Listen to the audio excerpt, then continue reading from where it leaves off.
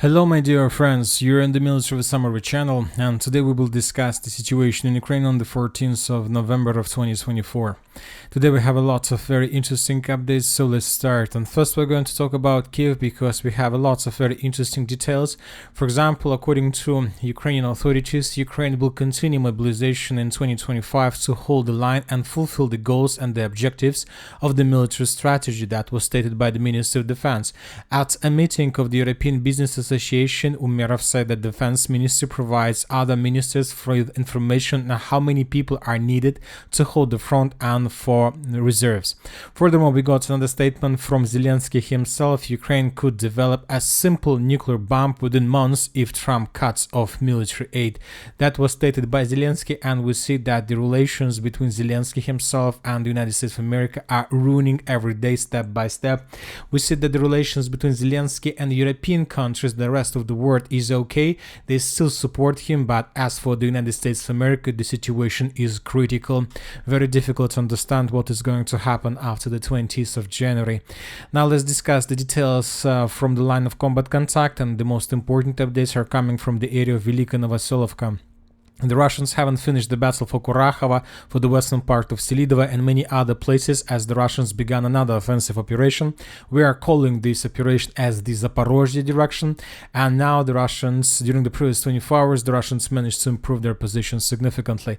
First, let's talk about the western flank of Velyka Novosilka. As you can see, we have changes on the ground. We have a video that was published by the Ukrainian sources of how the Ukrainians were FPV-droning the edge Russian positions to the north of the village by the name of Peryutina. A lot of FPV drone attacks. The Ukrainians were attacking the Russian sabotage and reconnaissance group, many other troopers. Based on this video, we have adjusted the map in Russian favor, and we have added these two blocks. Later, we got additional report from neutral mappers, and for example, the neutral mappers are saying that the Russians also managed to improve their positions between Novodarivka and Rovnopol by taking under control additional 2 lines in the fortifications. All these things indicates that Ukrainians are retreating. They're retreating in the northern direction for the purpose to regroup their forces and to hold the 0510 let's say road with any price. Later we got additional report from some pro-Russian resources, and the Russians stated they launched a very powerful offensive operation this morning in the direction of Zelene Pole, and right before I start making this video, the sources reported that the Russians managed to take under control completely the village of Novodarivka. So summarizing everything, we can make a conclusion that by the end of the 14th of November, this was already the territory that was captured by the Russians, and as we understand, the Russians are not going to stop. Tomorrow the Russians will introduce additional forces and reserves, and they will continue moving further in the north in the direction of the village by the name of Novopol. By taking Novopol under control, we can say that the road 0510 was cut physically. Maybe the Russians will try to move even deeper, further in the north. It depends on the Ukrainian sources, resources and reserves in this direction, but everything indicates that they're going to do this because they managed to advance so fast. They managed to advance so much so fast, which means that the Russians didn't suffer significant losses and they can continue moving further. Also, very interesting reports are coming from the original Zaporizhzhia direction. We're talking about Orekhov and so on. You know, I followed the losses that we provided by the Ministry of Defense of Russian Federation during the daily reports, and as this area between the village of Orekhov and further in the west to the Kherson, to the city of Kherson, is the area of responsibilities of the group of forces Dnipro. And when talking about the daily losses of the Ukrainians in this area of responsibilities, the losses of the armed forces of Ukraine vary from, let's say, 45 till 70 soldiers when the day is very difficult for the Ukrainians. But as for today, the losses were recorded on the level of 90 personnel per day, which is the significant losses for this direction. And this number indicates that maybe the Russians began offensive operation in this area as well. But about this, most likely we're going to start receiving updates tomorrow, the day after. Once again, let's keep in our heads and our minds that very likely the Russians either have already begun the full-scale offensive in the Orekhov direction, but we still haven't received anything that can confirm this, or they're about to do this. Now let's move further and let's talk about the eastern flank of Velyka Novosilka. Different mappers reported that the Russians managed to improve their positions and to take under control additional 2 lines in the fortifications on the line to the village itself. And currently the distance between Russian edge positions and the stronghold in the eastern part of Velyka Novosilka is already less than 4 kilometers. The Russians are very close to this area. Now let's move further. To complete the mission, the battle for Velyka Novosilka successfully, the Russians sooner or later should start the offensive operation in the direction of Razdolne. Without these attacks, basically not the village of Razdolne is the focal point. The main idea is to cut TO518 road and to create and to cut the Ukrainians in Velyka Novosilka and Cauldron. So most likely 2-3 days and the Russians will begin this offensive. Now let's talk about the most important area, about the Ukrainian positions on the territory of the Uspenovka stronghold. And the Russians managed to improve their positions from the south. They reached the outskirts of the stronghold, and currently there are very heavy clashes. We still haven't received any details or any updates about the results of these clashes. Probably tomorrow, the day after, we're going to receive first videos published by the 72nd Mechanized Brigade. As for the northern direction, as for this area, we haven't received anything at all. Just 3 videos that were published by the Russians, how the Ukrainians were trying to slow the Russians down and to, let's say, to defeat them by sending more and more tanks in the southern direction, but all of the vehicles that were sent by the Ukrainians were destroyed as a result of Lancet strikes.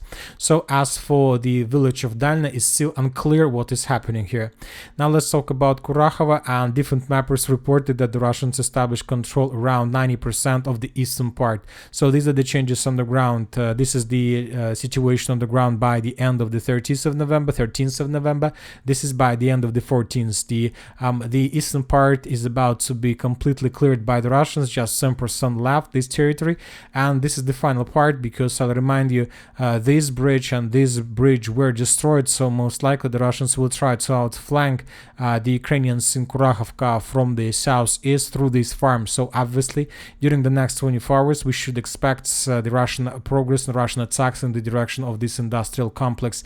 After this, the Russians will continue moving further in the direction of the central part of Kurakhove itself. As for the northern Kurakhove direction, today we got a report from the Ministry of Defense of Russian Federation. Today the Russians stated that as a result of clashes, the units of the group of forces center managed to establish complete control over the village by the name of Voznesenka. From this line there is one village left. This is the village of Novoselidovka. The situation about this territory is still unclear. Some sources have already colored this territory in Russian favor. We are keeping this area in contested zone. We are waiting most likely for the flag from the farms, or from we are waiting for the Ministry of Defense report. As for now, we are keeping this territory as a contested area, but obviously the Russians either have already captured this territory or about to finish this, and then the final battle for the northern part is going to begin. Now let's move further. Let's talk about Selidovo. We got very interesting details today. In the morning we started receiving updates about the very difficult situation in Petrivka and Grigorovka that was stated by pro-Ukrainian sources. And also right before I start making the video, pro-Russian resources reported that as a result of clashes, the Russians managed to establish complete control over both the village of Petrikovka and the village of Grigorovka. We are waiting for additional updates that most likely we're going to receive during the next 12 hours. So summarizing everything, this is already the territory that is under complete Russian control, and now the Russians secure their flanks to move further in the direction of Pustinka and then in the direction of Zhovtne. Now let's move further. Let's talk about the city of Toretsk. We have a lot of very interesting updates from this territory. The map has been changed significantly during the previous 24 hours. Let's compare the map. This is the situation by the end of the 30th of November, and this is the situation by the beginning of the 40th of November. What kind of changes we can see? First of all, according to information we have, the Ukrainians carried out several counterattacks, successful ones, and as a result of those counterattacks, the Ukrainians managed to restore complete control over the village of Leonidovka. The Russians reported that the village of Leonidovka was captured probably 2 or 3 weeks ago, and now neutral mappers reported about successful counterattack from the Ukrainian side. On the other hand, the Russians managed to improve their positions in the northwestern direction from the city of New York, trying to improve their positions and to outflank the dense network of the fortifications in the vicinity of Sukhaya Balka. Also, according to information we have, the Ukrainians continue counterattacks in the Zabalka district, and during the previous 24 hours, the Ukrainians managed to restore complete control over the southern part of Zabalka district and the forest that is already located very close to the Russian positions on the hill. So this is the progress of the armored forces of Ukraine according to different neutral mappers. We still haven't received anything that can confirm this, but obviously these updates are very interesting. On the other hand, the Russians improved their positions from the city of Toretsk in the direction direction of the village Krymskaya and in the direction of the village by the name of Dachne. Once again, this progress was confirmed just by neutral mappers without any videos that can confirm this. As for the city of Chasiv Yar, during the previous 24 hours, we haven't received anything, just regular FAB strikes, but some pro-Russian sources reported that the Russians resumed their offensive exactly, not like in the Chasiv Yar direction. They're calling this like the Bakhmut direction the actions around Bakhmut direction intensified. And as for Bakhmut direction, mainly the Russians are talking about Selidova, a Solidar direction. We are talking about the village of Fedorovka.